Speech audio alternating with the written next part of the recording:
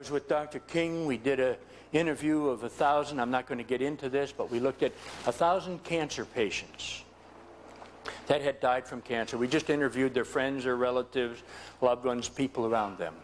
And I'm going to give you an idea of something so that you understand how traumatic your emotions are inside of your body when you do this. And there's a reason for having those emotions. I'm going to show you that before we finish. But there was not one case that we interviewed that did not have an extreme trauma, loss of a job and financial stress. Something had happened, a death in the family, a loved one, something happened that caused a trauma that made those children, those people, their body was fighting the cancer on a regular basis. It was holding it off. It was preserving itself, and then the trauma reversed that attention and took away that defense mechanism and put it someplace else to balance another problem. And when that happened, the cancer manifested itself.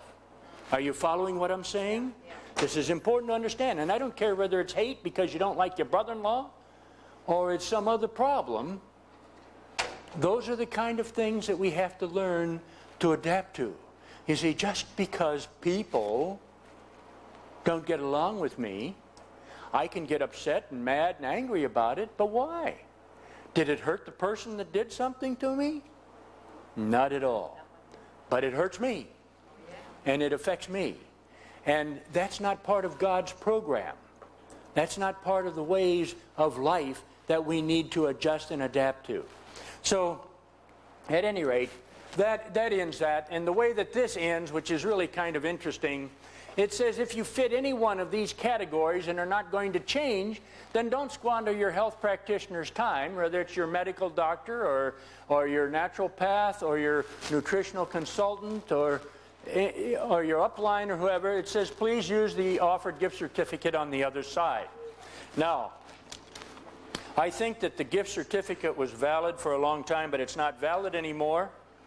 It was a gift certificate from the office of Jack Kevorkian, and that kind of indicates that that's where you were interested in going, and so it says just go ahead and do it, you know.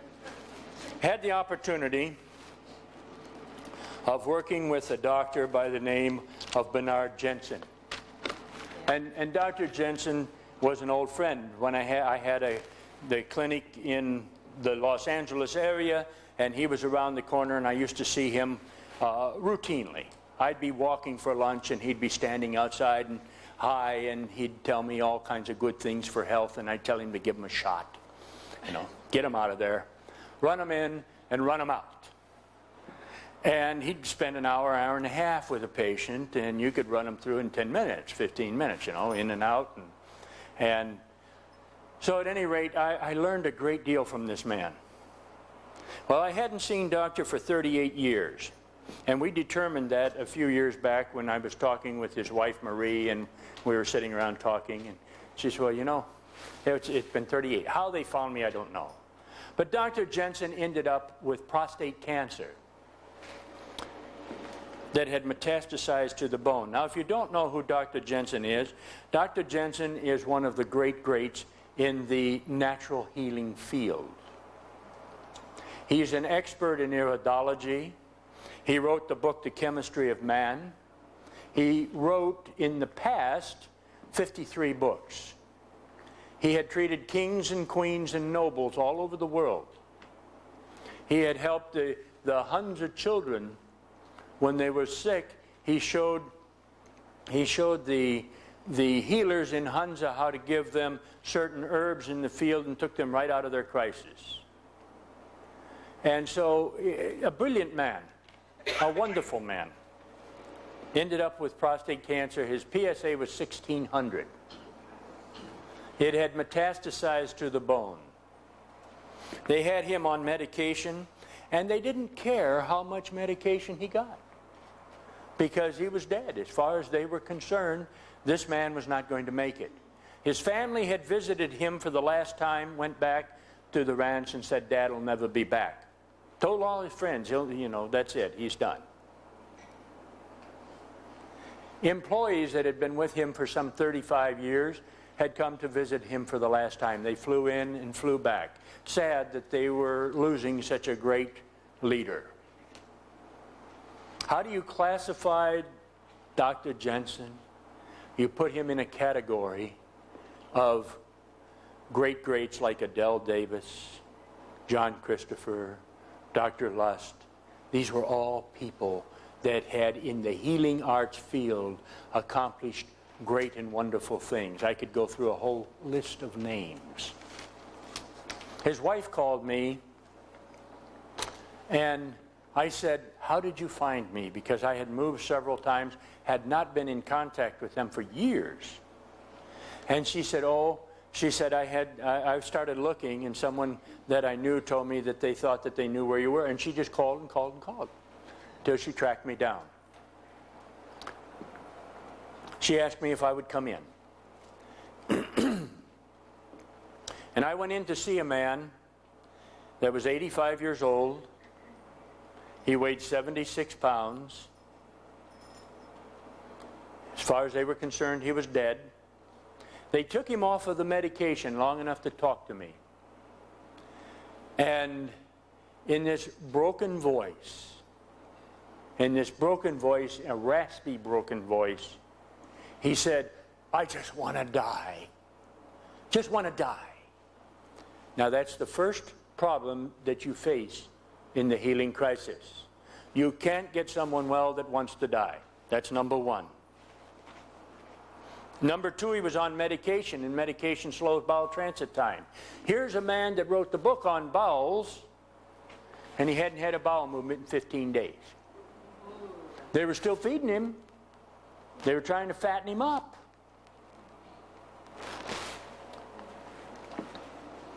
So the first thing that we did, I'm going to give you an idea of what you have to look at now when it comes to healing.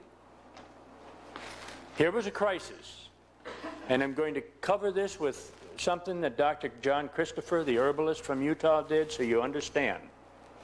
Here was a crisis. To feed him was not going to do him any good. The first thing we had to do was change his attitude. So I sat there and I talked to him about people, greats in the industry that he knew and that I knew.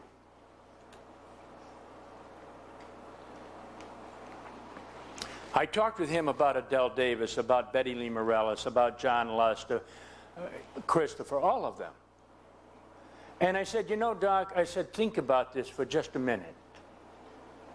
I know you're miserable, I know you don't feel good, but don't you think that one of these greats should be willing to do what they have said all of their life, what they have taught all of their life?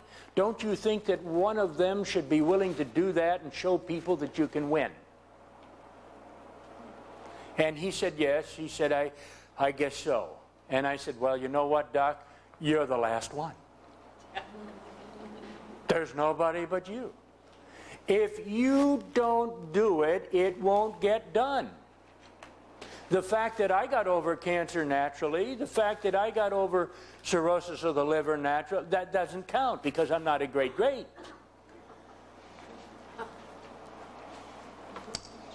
And so the first thing that he did was he accepted that challenge. Wow. He said, "I'll do it." I said, "All right. Now here's where we're going to start." What was the next thing we had to do with him? Move his bowels. You try going without having a bowel movement for 15 days, you know you're going to be miserable whether you have cancer or not. So we got his bowels moving. And that was the sequence that we had to follow with this man. We got his bowels moving. And what's the next thing? Why did Dr. Jensen get sick?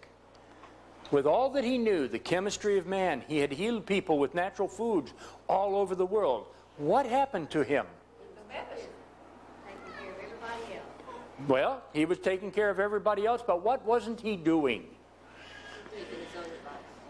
You see, Well, he didn't take his own advice, but there was something missing. He was eating organic foods. He was doing all of these things, but he was cooking it. Do you have the picture?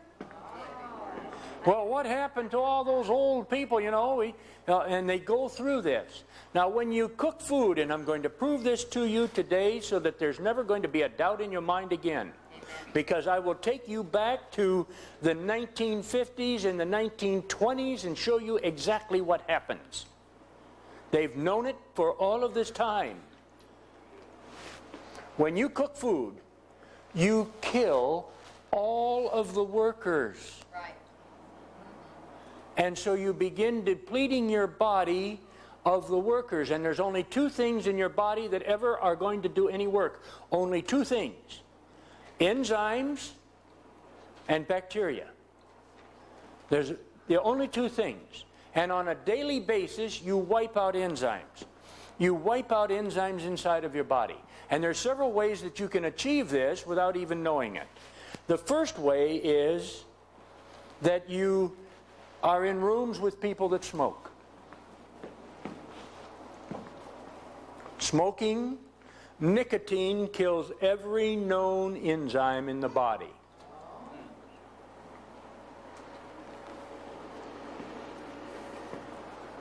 The second thing that you do is you eat food that's cooked. And so your body can't manufacture enzymes. I'm going to show you how that works.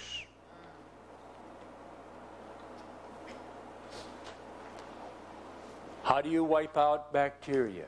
Do you know that your body right now, you're sitting here, the average person has 2 pounds of bacteria. Do you think those are good bacteria or bad bacteria? They're bad. Those are E. coli, Pseudomonas, all the bad, mean, nasty things. Because the friendly ones get wiped out with chlorine in your drinking water. They get wiped out with antibiotics in your food. How many of you had your antibiotics this morning? You see. After you come back from lunch, I'm going to say, how many of you had your antibiotics today? Nobody. Did you have chicken? Did you have fish? Did you have hamburger? They load these things with antibiotics. Okay? Antibiotics are a chemical. Gets into that tissue. When the animal is sacrificed so that you can enjoy it, doesn't get rid of the chemical out of the tissue, so when you eat it, it does the same thing in you that it did in the animal. You have put that antibiotic into yourself. So there's many ways that we have on a routine basis, and I'm going to answer questions this afternoon. And this afternoon, we're going to take a break in about 45 minutes or so. But what I'd like to do is let you know that when you come up and you're going to want to ask questions, I'm not going to answer them because I want you to ask questions so that everybody can get the benefit of what you're asking. Because if I answer your question, then in an hour and a half or 2 hours afterwards, everybody else is going to want to know the same thing. Because believe it or not, we're pretty much alike. Yes, we are. Okay? You know why? Because we were created in His image and likeness. So I'll show you a picture of Dr. Jensen, and I'm going to tell you this is going to launch us into some of the things that we do. This is Dr. Bernard Jensen. He's 35 pounds heavier here than he was when I started working with him. And what Dr. Jensen did was this. We got him well. And here's the story. I started him. The only 2 different things I did with this man was we did a couple things. We got his attitude to where he wanted to live. We got his bowels moving. And then we gave him enzymes and bacteria. And we gave him a lot of enzymes and a lot of bacteria. Those are the only 2 things that do any work in your body. Now, this is important to understand. People say, well, how many can I take or should I take or whatever? Well, how quick do you want the job done? Do you understand what I'm saying? We were going to build a home in Montana. And they said, oh, that's going to take 10 months. I said, oh, it's 3,000 square feet. What do you mean 10 months? Oh, well, it's about 10 months to do that. And I said, well, in Las Vegas, they built a 5,000 room hotel with casinos and restaurants and shops and everything, and they do that in 18 months. And the guy looked at me and smiled, and he said, oh, but they have more workers than we do. Okay? So when it comes to redoing your body, to regenerating, to restructuring, to achieving this, you have to ask yourself what the time limit is and how many workers you want to put in to get that job done. And the more workers you have doing the work, the quicker the work gets done. Okay? Are you following me? Yes. Now, if you're not in a crisis, Dr. Jensen was in a crisis. But if you're not in a crisis, then you can do it on a regular basis over a period of time and achieve the same positive result. Okay? So, here he was. What happened to him is after we got him well, 2 weeks after he was well and functioning and doing great, he went out with Gavin MacLeod. This is another story, the other side of the story. And Gavin, do you know who Gavin MacLeod is? He was the captain of Love Boat, and Gavin and his wife and Doc and Marie went out for dinner. Now, I have no idea what they ate, but maybe they were getting a lesson, I'm not sure. But they went out for dinner, and on the way back, Gavin's Cadillac was rear-ended by a semi, and it crunched it like an accordion. Snapped Doc's back, and he was paralyzed from the waist down. And so that's a picture of him in his hospital bed after he was paralyzed from the waist down. Okay? The long and the short of that story is he went for about 5 or 6 months. His wife called me and she said he went to several different specialists and they all told him he'd never walk again. He was at Scripps Institute, La Jolla, California, and they had just come in and tested him, and they said, you'll never walk again, that's it. And his wife said he's very depressed. They told him that he wouldn't walk again. Would I please come down and see him? I went down and spent some time with him. What did we do? What was lacking in his life? We put him into we put him back into the enzymes and the bacteria. We got that going again. Got him back into digesting and assimilating and utilizing protein. And you can talk to Gene and them about that. They've got a lot of product back there that you can give some, just take a look at, because it's going to change your life. And so we started him on that program, and I have a beautiful letter from him that says, I dedicated my first steps to you. Okay? That's not the key. Did I do anything for him? No. It was all God. It's always God in nature. You see, and so I can't take that kind of credit because there's nothing that I could have done to make his body work. Absolutely nothing, But share ideas of health that he was willing, here's your key, that he was willing to do faithfully, regularly, to achieve the results. So at any rate, this is what he looked like when he was paralyzed. I'd like to show you what he looked like last year. This is 3 years ago. Same man getting the President's Award from the National Health Federation for his work in health. Was he walking? There's a picture of him in one of his latest books. He's written 7 books recently, but there's a picture of him standing beside his wheelchair with a for sale sign on it. Okay, so here's the question. Can you win over anything?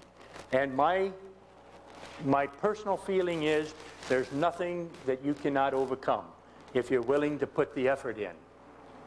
But other people cannot do it for you. You must be willing to do it yourself. Okay? They can guide you, they can coach you, they can encourage you. But can they do the work? No. I'd like to show you a picture. My mother had kidney failure.